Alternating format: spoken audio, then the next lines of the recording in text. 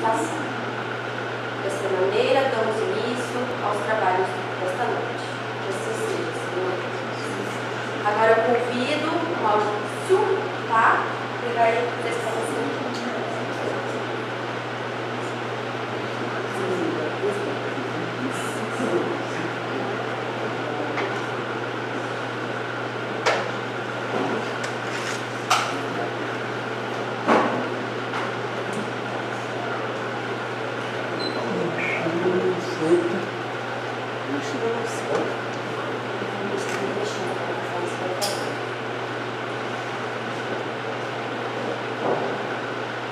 Boa noite a todos.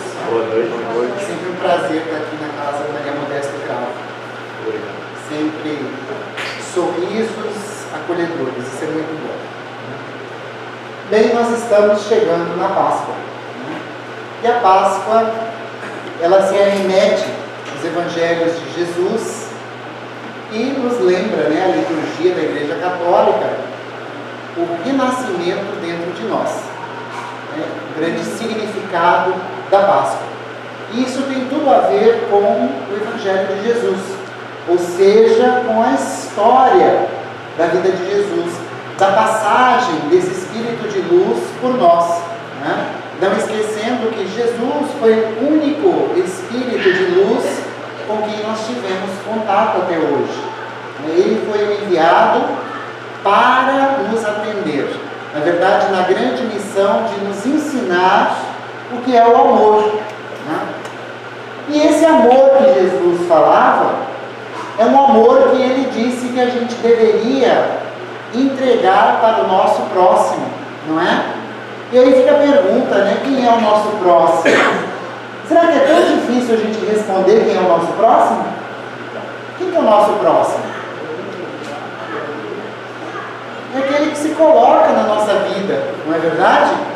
É aquele que está à minha volta. É aquele que eu encontro todo dia no trabalho, é aquele que eu encontro quando eu vou estudar, é aquele que eu encontro na amizade. O meu próximo também é aquele que me dá uma fechada no trânsito, é aquele que conta uma historinha não muito boa sobre mim. Todos esses que passam pelo nosso caminho são nosso próximo.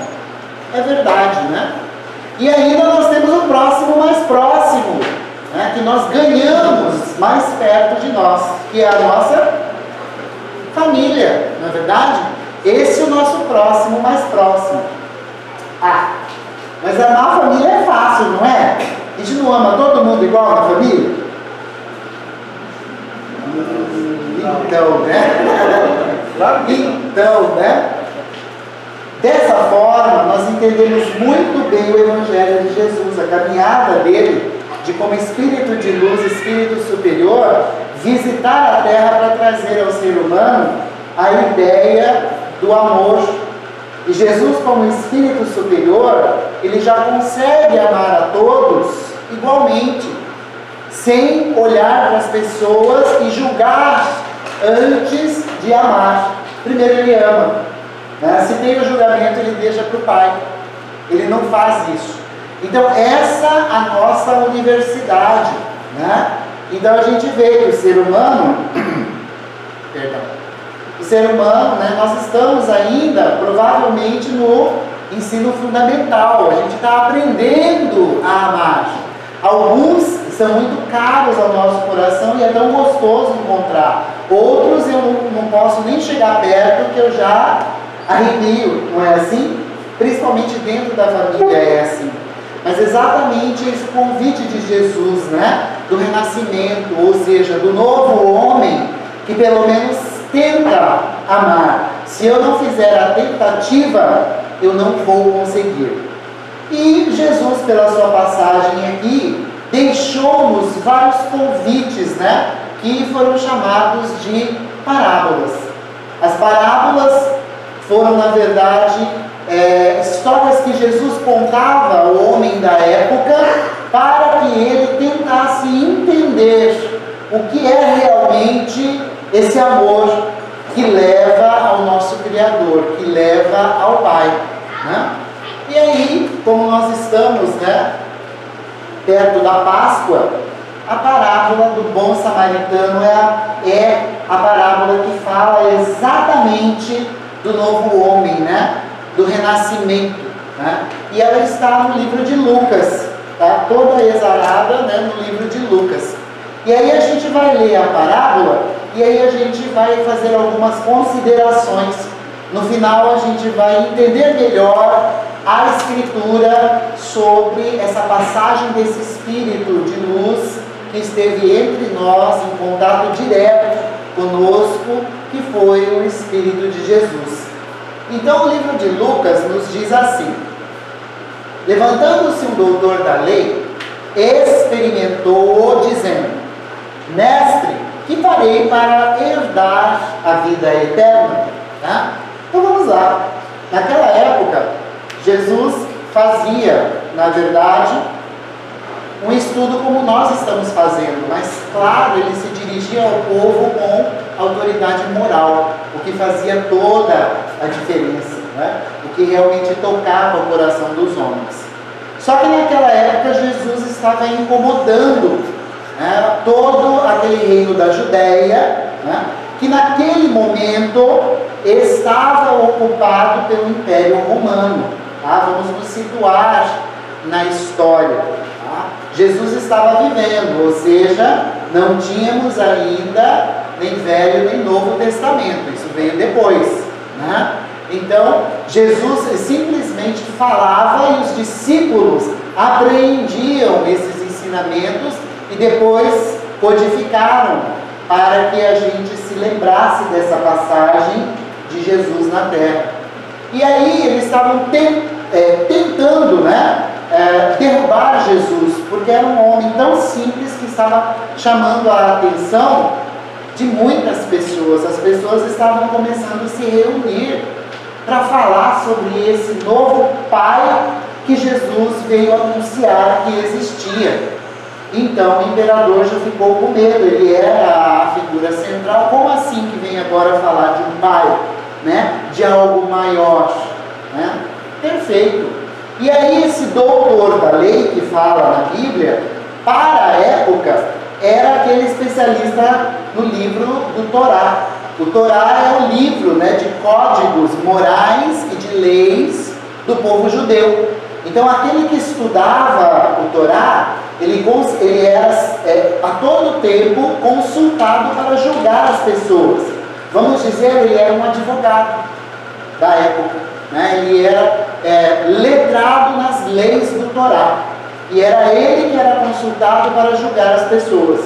E um doutor da lei foi enviado, né, pelo governo da época para ouvir o que esse Jesus estava falando.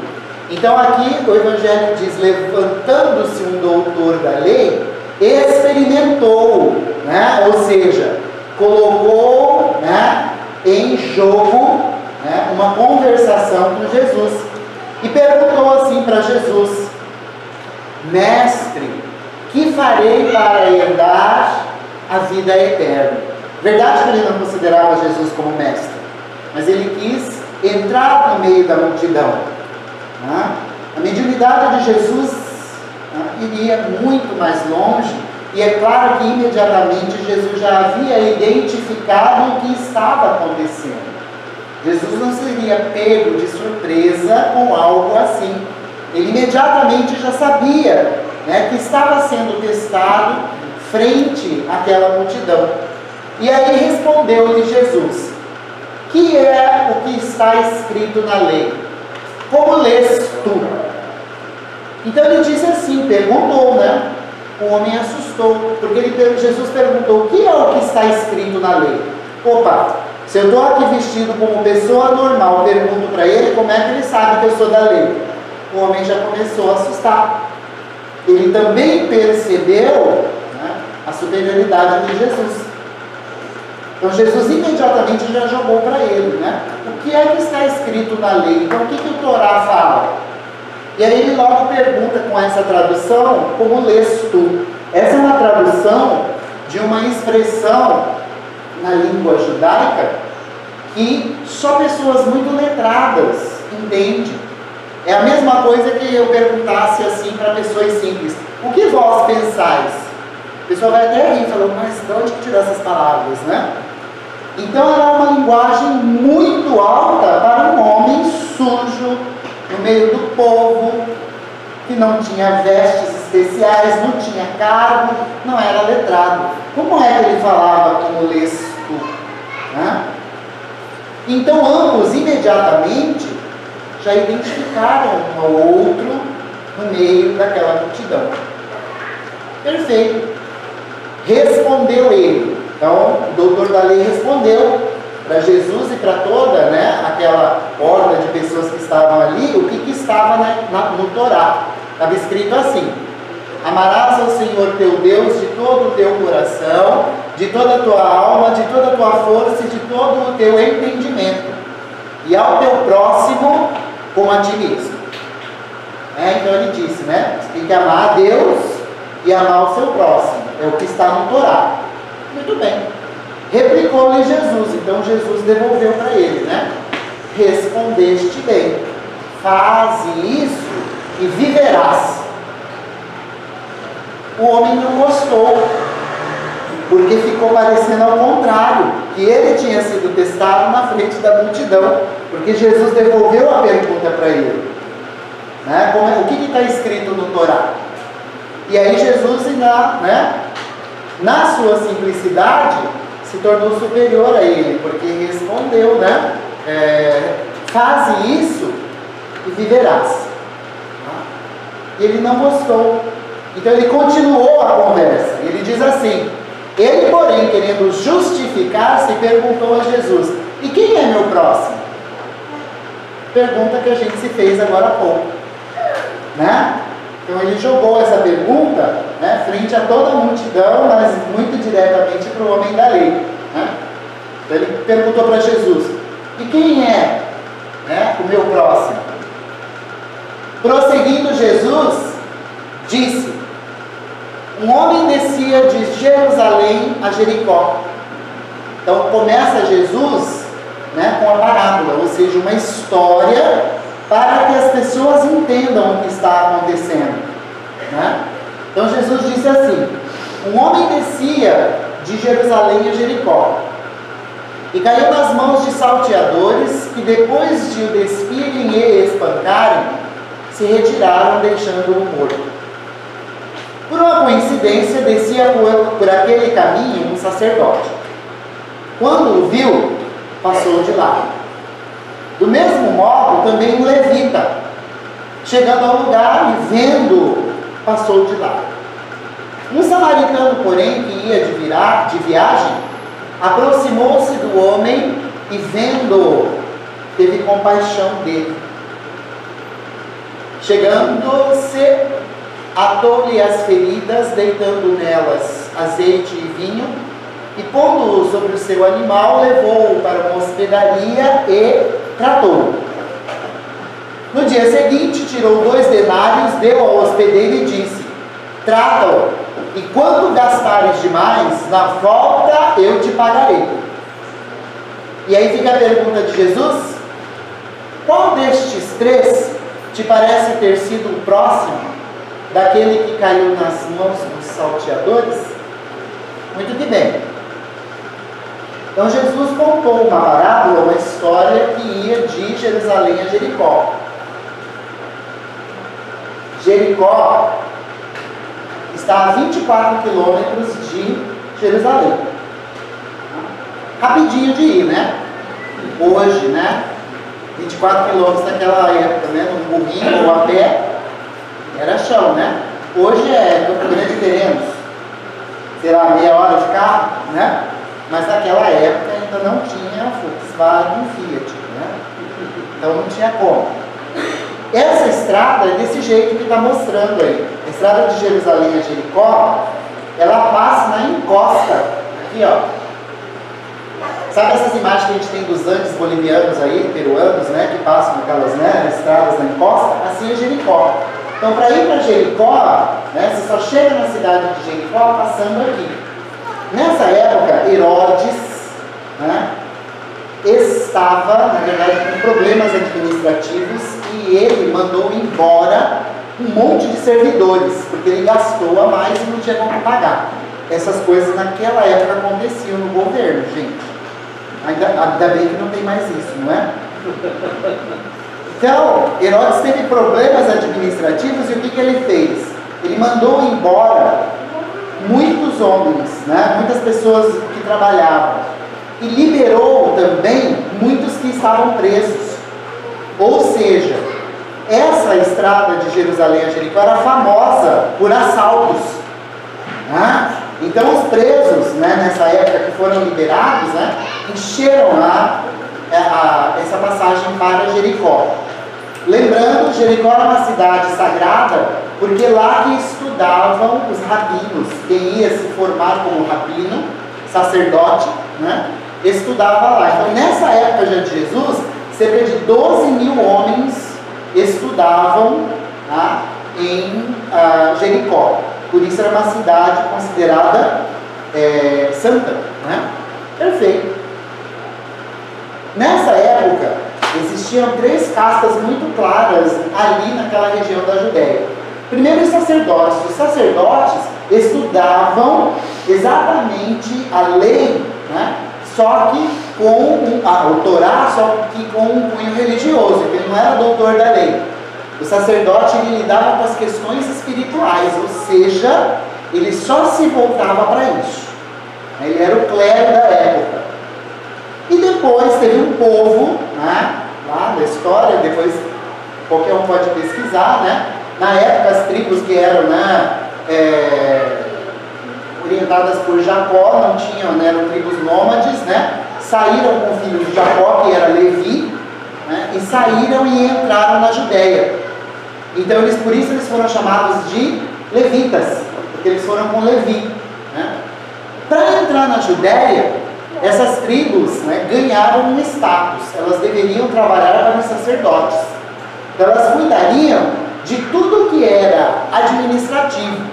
Né? Seria o governo da época, mas sempre salvaguardando os interesses do templo, ou seja, dos homens que tratavam do Espírito, né? Muito bem. Então esse era a segunda casta que existia, os levitas.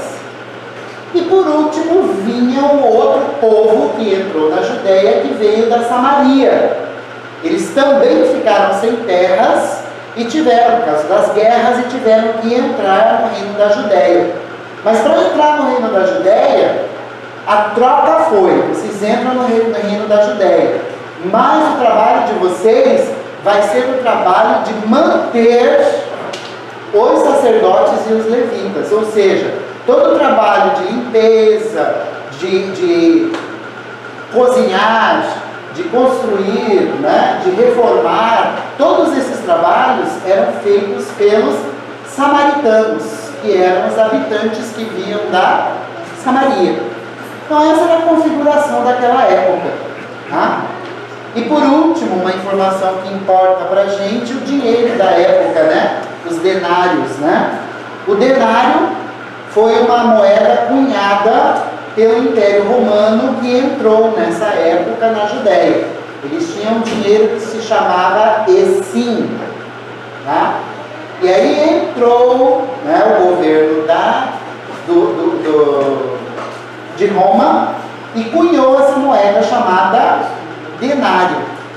Tá? Por que ela chamou denário? Porque ela valia 10 essins, tá? Que era o dinheiro da Judéia.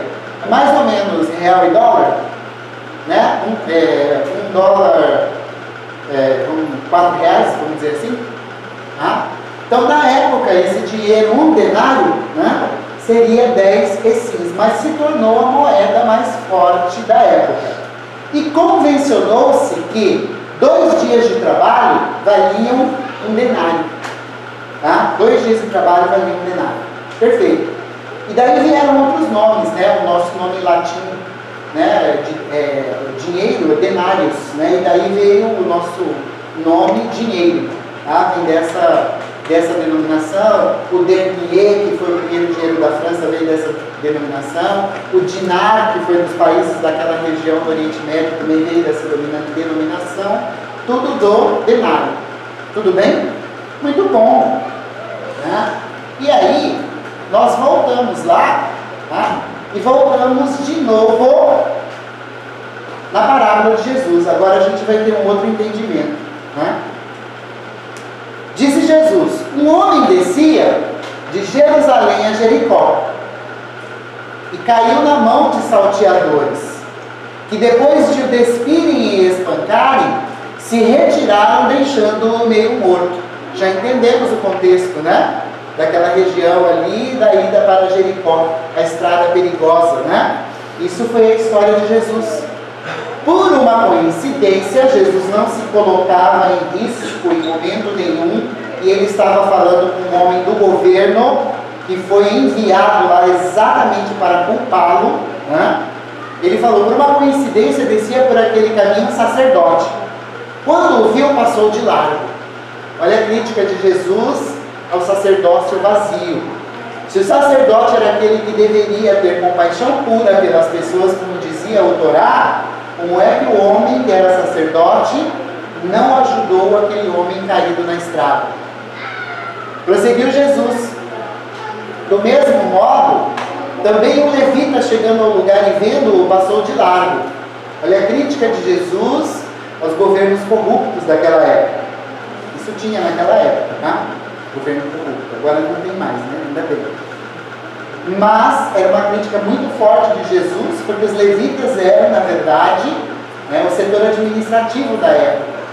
E uma coisa: sacerdotes e levitas eram tidos como pessoas de Deus, e os ladrões tinham medo de assaltar essas pessoas e ofender a Deus. Quem que eles assaltavam? Os samaritanos, né? As pessoas comuns.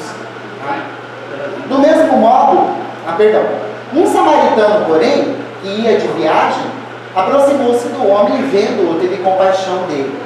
Então isso naquela multidão, né, causou muita estranheza ao homem da lei, né, porque Jesus estava falando, né, os sacerdotes e os levitas não ajudaram, quem ajudou foi o samaritano.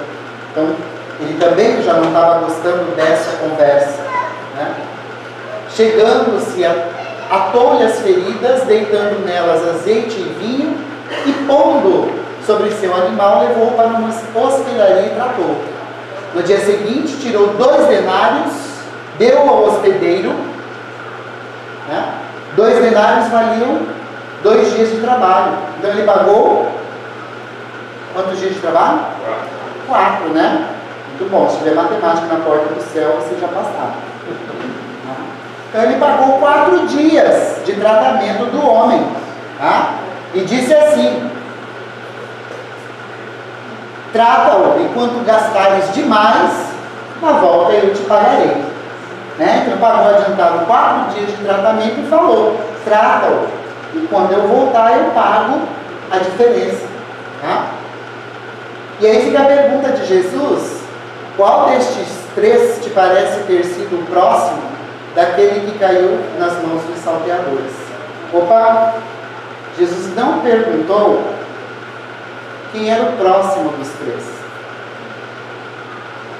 Né? Jesus não perguntou quem era o próximo, né? Do sacerdote, do levita e do samaritano. Olha a pergunta de Jesus. Né? Qual destes 3 parece ter sido o próximo daquele que caiu nas mãos dos salteadores?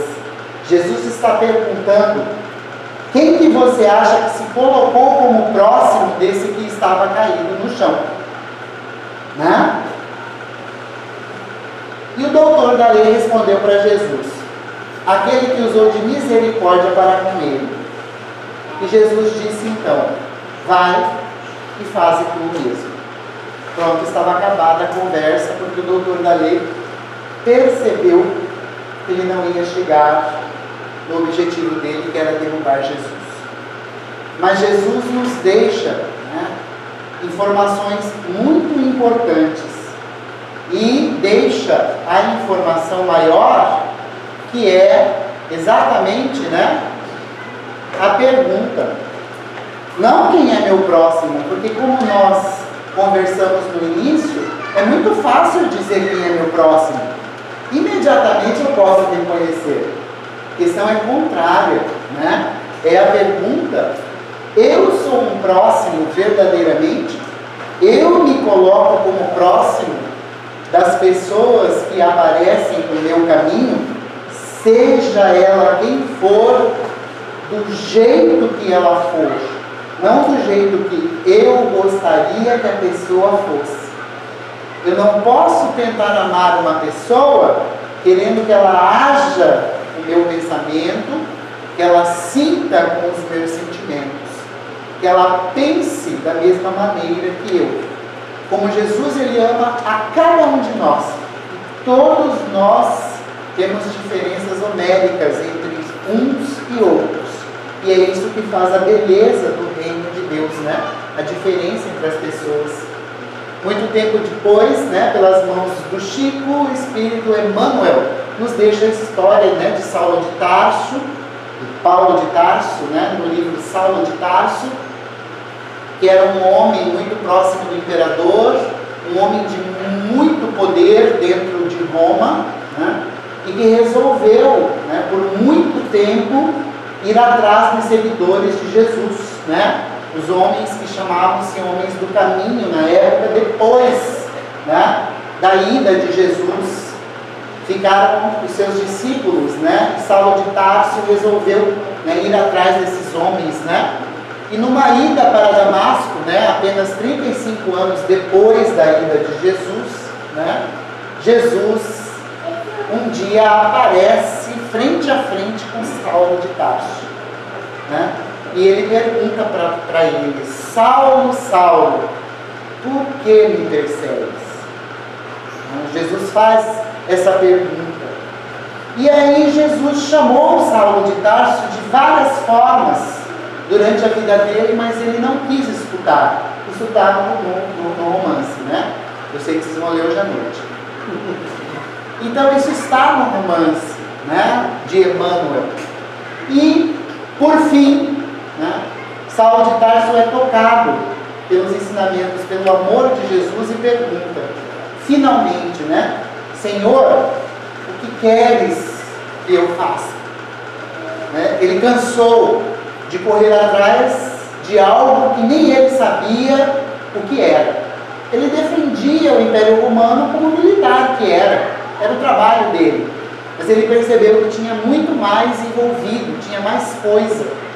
Então a pergunta é também para nós: quantas vezes Jesus aparece na nossa frente, no nosso dia a dia, de inúmeras maneiras, com o nosso próximo, que às vezes chega atrapalhando, falando o que eu não quero, pensando diferente de mim, né? E principalmente dentro da família.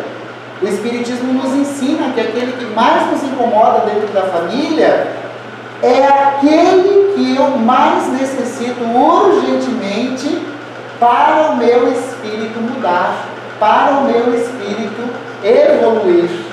Não é verdade? Então fica aquela pergunta, né? E a gente sabe, a palavra evangelho significa boas notícias. Então, nós precisamos ser multiplicadores dessa palavra de paz de Jesus, porém multiplicadores no sentido de ação. Até porque o Evangelho diz para nós, né, se não morrermos para este mundo, né, para o mundo material, né, nunca o Cristo vai viver dentro de nós.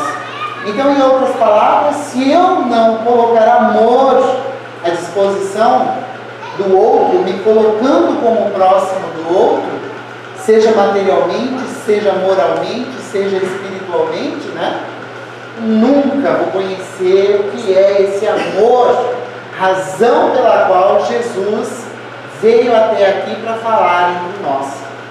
E Emmanuel, no final do livro, nos diz que a terra prometida ainda desenha-se aos nossos olhos. É preciso vencer obstáculos e marchar. É necessário recomeçar a tarefa como o homem que procurava inutilmente o ouro no lugar onde ele não existia. Então o problema é de trabalho, é de esforço pessoal. é de se colocar como próximo do outro. É fácil? Não, né? Nós temos nossas paixões, nossas vicissitudes, mas se eu não tentar perdoar, se eu não tentar aceitar, se eu não aprender a ficar em silêncio frente aos erros dos outros, eu nunca vou receber isso, porque eu não vou ter entendido que é a palavra amor. Então nós rogamos a Jesus e aos espíritos superiores que nos encham de energia, para que nós saiamos daqui e levemos esse presente que nós recebemos de Jesus para a mão das pessoas lá fora. Isso é Páscoa, isso é renovação, isso é tentar buscar o homem novo. E eu vou buscar 1000 vezes, e aí eu vou cair e vou recomeçar de novo. Mas Jesus disse que Ele iria esperar por cada uma das suas ovelhas. Então Ele vai esperar as nossas tentativas. Então, coloquemos em prática esse amor de Jesus, para que Ele possa abrir as portas da eternidade para nós como espíritos. E que o amor de Jesus seja o nosso denário, seja a nossa moeda de trabalho no dia a dia. Que Jesus nos abençoe em todas as nossas boas resoluções que vieram à nossa cabeça durante o nosso estudo. Passei um pouquinho do tempo, peço perdão. Muito obrigado a todos, uma feliz Páscoa de renovação para todos nós. Muito obrigado.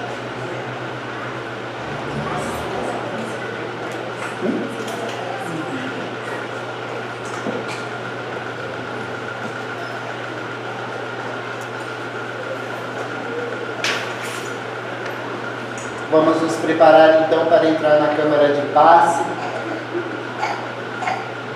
e receber os fluidos finais que nós necessitamos. Jesus, mestre e amigo de todas as horas, Deus, nosso Pai de infinita bondade e misericórdia, em grupo elevamos o nosso pensamento e a nossa sintonia até vós, primeiro para vos agradecer, Senhor, pela chance que nós tivemos de estarmos juntos aqui. Ainda, Senhor, pedimos que a vossa luz e o vosso amor recaia sobre este imenso menino chamado Brasil. Que a nossa pátria seja realmente um dia o coração do mundo e a pátria do Evangelho. Que a vossa luz recaia, Senhor, sobre todos os lares, sobre todas as instituições, pelas ruas, em todos os lugares onde houver dor e solidão. Tenha piedade de todos nós, Senhor. Que a vossa luz recaia sobre o nosso corpo material e espiritual. Que nós possamos doar essa energia ao sairmos daqui. Abençoa, Senhor, o nosso lar. Que a vossa energia, que a vossa luz, que a vossa bênção recaia sobre os nossos lares, como pétalas cintilantes de luz, que vão refazer energias, que vão trocar os sentimentos, que vão tocar a cada um da nossa família. Possa a vossa luz e o vosso amor, Jesus amado, estar conosco hoje e sempre. Que assim seja, graças a Deus.